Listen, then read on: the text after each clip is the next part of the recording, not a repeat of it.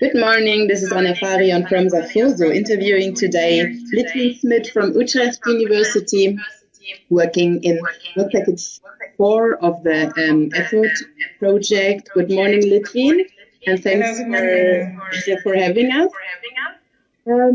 So my first question would be, could you just quickly describe your position within the effort consortium? Yes, hello. I'm working in work package 4, which is the work package that deals with the epidemiological analysis of risk factors for antimicrobial resistance.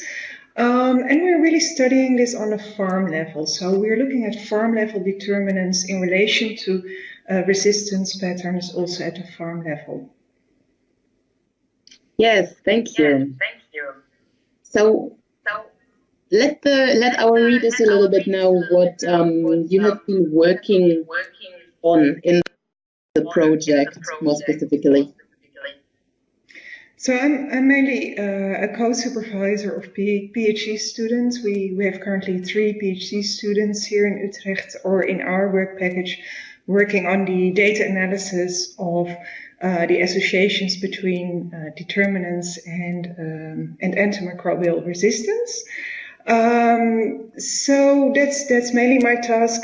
I also have to organize a technical working group meeting on how to analyze metagenomic sequence data.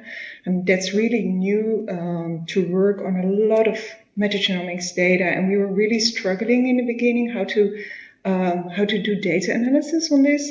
So we set up a meeting to work together with people from Denmark and others in the Netherlands. Really to look at the bioinformatics and also the outcomes, so that epidemiologists could really work on this kind of data analysis. Yes, interesting. And especially in the metagenomics, and also all around, of course, what have been your most significant results? Or what was your greatest discovery today? Well, we've been analyzing the metagenomics data in relation to questionnaire-based farm-level determinants like biosecurity or the use of antimicrobial drugs, but also farm size and all kinds of other determinants. And we analyzed it in relation to the antimicrobial resistance genes that were found by using metagenomic sequencing. We also have qPCR data, and we are doing a bit the same type of analysis using a few selected targets for resistance. So a few selected resistance genes. So what did we find?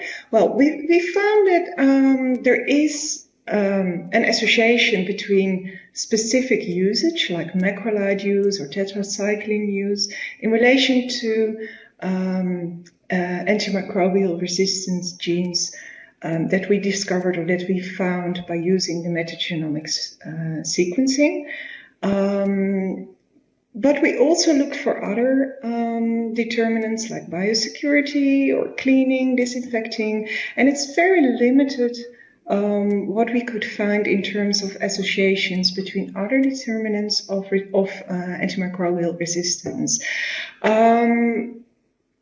And actually also what we found, we now looked in pig farms and also in broiler chicken farms. Especially in the broiler chickens, there were quite a lot of farms that did not use any antimicrobial drugs in the flocks that we were studying, and still there was very high level of antimicrobial resistance genes that we picked up in the feces of the chickens, and also quite a lot of diversity in the genes that we found. So it's not only the current use, it seems, that is driving these the resistance that we pick up.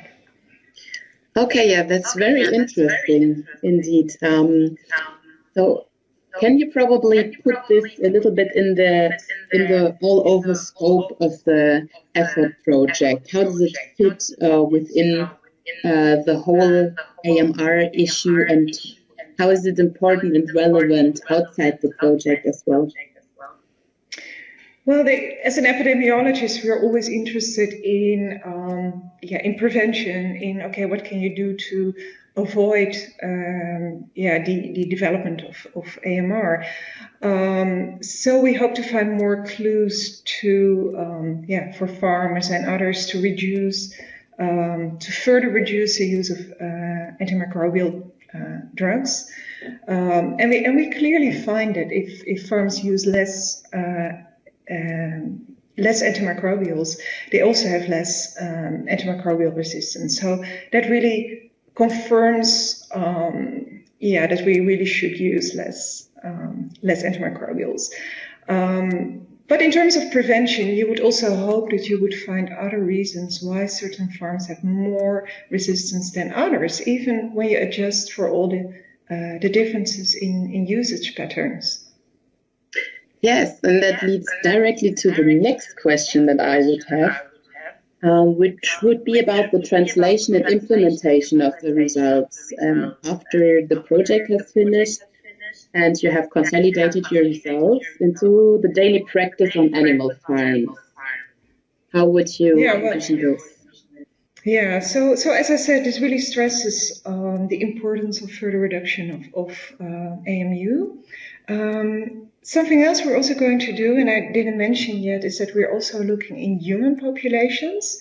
In a small part of the effort consortium, we also sequence data from humans, and these are really more human sentinel populations like farmers, slaughterhouse workers, and they're supposed to be most at risk of carrying antimicrobial resistance genes that come from through the animals, so contact with animals.